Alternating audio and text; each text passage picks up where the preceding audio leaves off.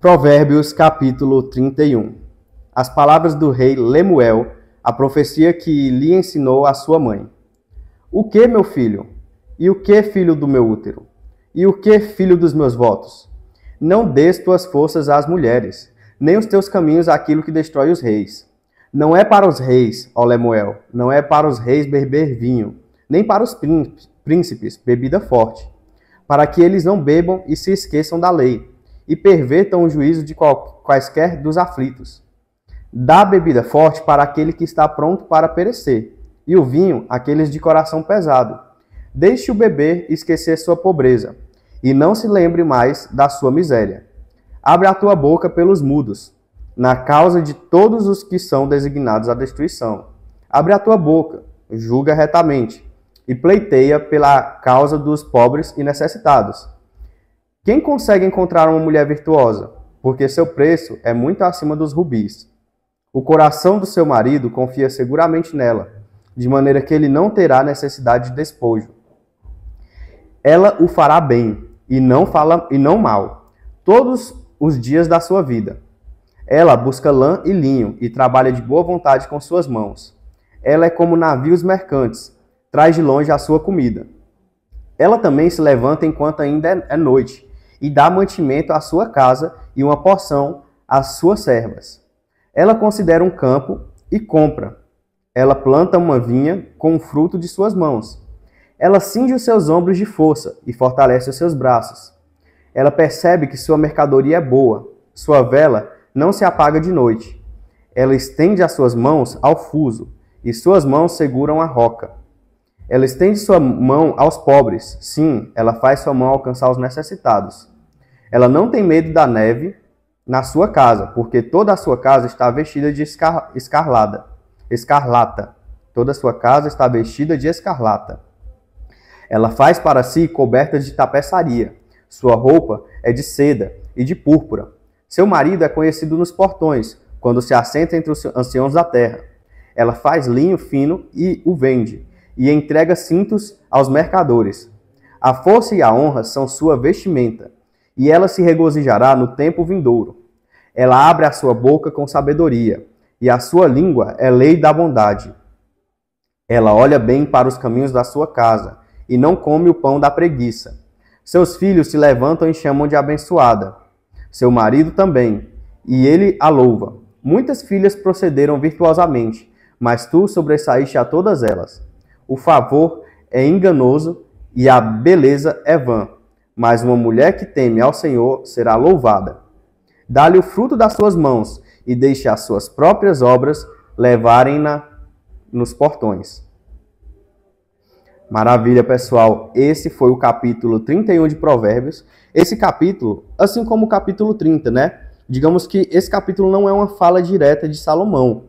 Como a gente leu lá na introdução, Provérbios, ao que parece, eu não me sinto confiante para bater totalmente esse martelo, mas pelo que eu observei, ele não foi escrito apenas por Salomão. Ele é atribuído à carta de Salomão, mas com participação de outros autores. Aqui, por exemplo, são palavras do rei Lemuel, mas que ele está citando uma profecia que a mãe dele recomendou para ele, né? E aqui tem um dos motivos que eu realmente busco não beber. É por causa dessa carta. A primeira vez que eu vi essa carta que a mãe dele deixou para ele, essa recomendação, eu não sabia que ela era bíblica. Mas olha só, essa carta está no capítulo 31 de Provérbios, que de todos os livros bíblicos da sabedoria é o que mais é atribuído à sabedoria propriamente dita. E o que ela vai falar? Né?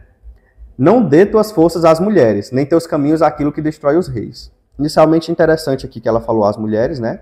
Que aqui no caso é os vícios carnais, de maneira geral, mas ela apontou às mulheres. E aí, logo em seguida, até para não causar polêmica, né, pessoal?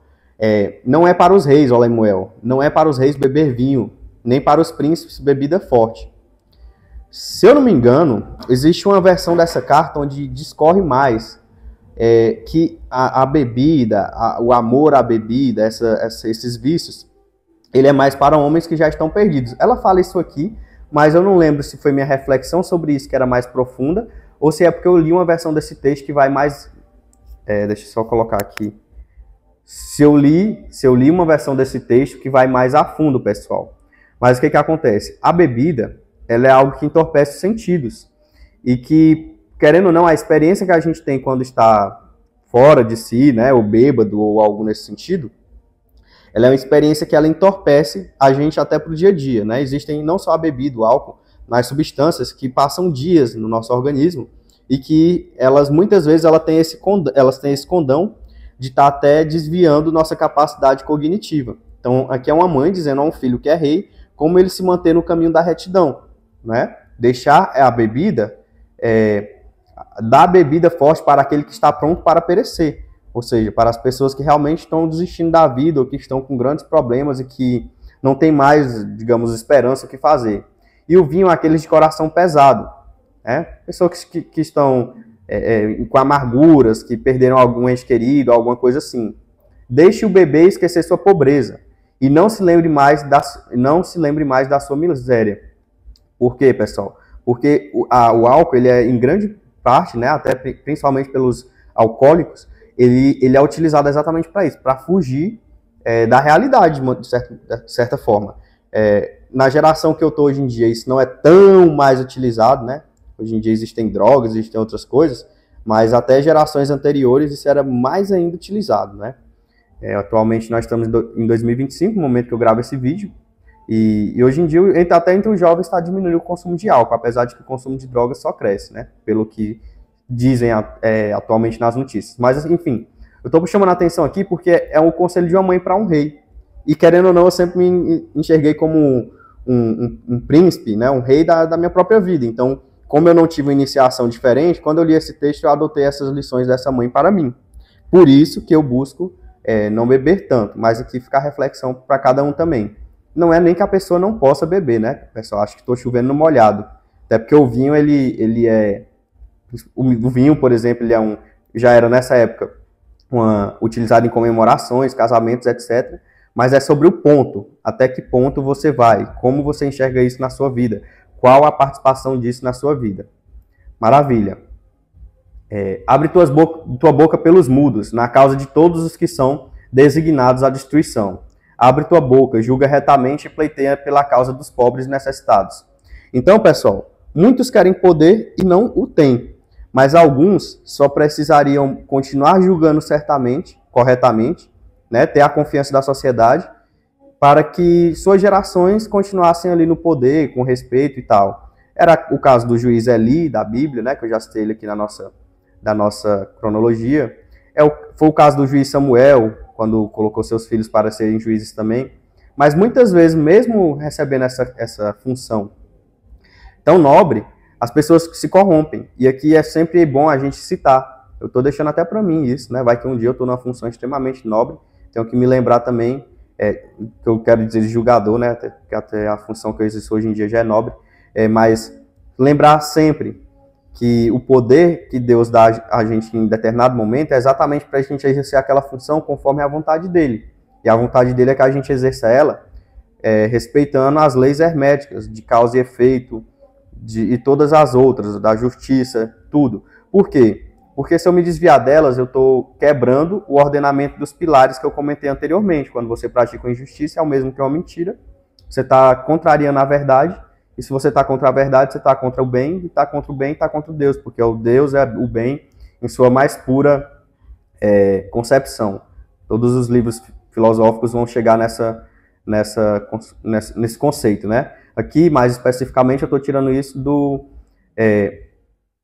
do livro do Boécio, que é agora A Consolação da Filosofia. Né? Ele vai dizer que Deus é o bem, enfim, Deus é o bem. Então, se você está indo contra o bem, você está fazendo mal, você já, por consequência, está sendo punido automaticamente. E aí ele vai falar da mulher virtuosa, né? E realmente, quem consegue encontrar a mulher virtuosa? Porque seu preço é muito acima dos rubis. E aí, se você está lendo aqui e sabe como encontrar a mulher virtuosa, eu peço que você comente aí. E se você está lendo e você é uma mulher, tá aí a recomendação para como ser virtuosa. Eu queria deixar um comentário aqui, uma reflexão que eu fiz, né? Talvez seja óbvio, mas para outras pessoas não. O motivo do dote, gente. Cara, não tem como você encontrar, assim, é quase impossível, né? Já é difícil encontrar uma mulher virtuosa, mas imagine encontrar uma mulher virtuosa que não recebeu esse treinamento por parte dos pais, né? Digamos que os pais não ensinaram ela num caminho reto, num caminho de... Como tudo que está dizendo aqui, né? não ter medo da neve porque sua casa está vestida de escarlata, está protegida. Uma mulher que sabe cuidar do seu lar, sabe dizer palavras sábias. Então, na minha opinião, eu sempre pensei que isso justifica o dote. Quando uma pessoa casa, claro, o pai tem que criar o filho já para o mundo mesmo e criar bem criado e tal. Mas o dote, eu acredito que ele foi implementado visando isso, principalmente, que é o quê? Remunerar um pai ou uma mãe, no caso um pai e uma mãe, que antigamente, né, que criaram seu filho, realmente, ou sua filha, no caso, para entregar a outra pessoa, mesmo sabendo que aquela filha ia para outra pessoa, os pais ensinavam a cozinhar, a lavar, a limpar uma casa, ensinavam no caminho reto da Bíblia, né? Era o ideal, é o ideal aqui, estou trabalhando com o ideal e não com o que realmente era feito em vários casos. E aí, cara, imagina você criar uma filha toda assim, com costumes e toda essa educação, e no final entregar para um cara, né? É como perder, assim, realmente é como você trabalhar um funcionário na sua empresa durante 20 anos e depois entregar para alguém. Então, realmente, aí eu acho que em algum ponto, pelo ponto de vista econômico, se justificaria o dote, né? E também um reconhecimento da pessoa que recebe a mulher, do homem que recebe essa mulher, de que ele entende o esforço que foi feito por aquele pai, por aquela família, para entregar uma filha que realmente vai ser um pilar na casa, que vai ser alguém que realmente vai formar uma família, alguém de confiança, né? Como aqui diz que o homem, com uma mulher sábia, virtuosa, vai confiar nela, que ela vai ser um pilar, que ela vai, enfim, ela o fará bem e não mal todos os dias de sua vida, todos os dias. Imagina você poder confiar que alguém todos os dias vai estar cuidando de você e não vai, enquanto você está em outro lugar, tomar decisões erradas, te envergonhar e coisas assim. Inclusive, que eu gosto muito de citar história e filosofia aqui, na Roma, eu estudando, descobri que na Roma Antiga, e acho que até em Cartago, que foi uma cidade que rivalizou com Roma, era a mulher que cuidava da casa e da fazenda. Porque o homem, quando chegava no nível de a família ser importante, ele vivia no Senado, no caso, né? Seja lá a casa política da época de cada lugar. No caso de Roma era o Senado, no caso de Cartago também era o Senado. Então esse homem vivia ali como cônsul, no Senado, como general. Então acabava que a mulher quem cuidava de tudo isso. Então a mulher tinha que ter todo esse conhecimento de casa, de animais, de negociação, de plantação e tudo mais. Então muito interessante observar esse ponto, né? Porque na história recente, contemporânea, quando a gente observa a figura do agricultor, a gente olha para o agricultor e imagina que o agricultor sabe tudo e a mulher apenas ajuda ele. Mas historicamente a mulher sabia de todas essas questões de casa, né? Nessas famílias gigantes, com donas de terras e tudo mais. Então é isso, pessoal. Fica aqui nossa reflexão. Talvez depois eu faça um vídeo sobre como foi ler Provérbios, mas por hora a gente encerra aqui nossa leitura do livro de Provérbios, o primeiro dos 4 livros que eu me propus a ler.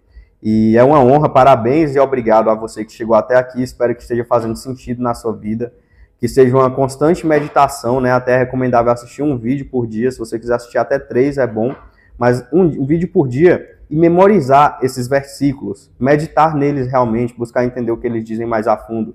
Eu mesmo tenho dificuldade em vários. Nossa, vocês viram aqui que ele compara a vida com animais, com plantações, então nem sempre é tão fácil fazer essa meditação. Mas é isso, obrigado pela sua audiência, obrigado por estar aqui. Ateninha, papai espera que você esteja assistindo, né? E um abraço, até mais.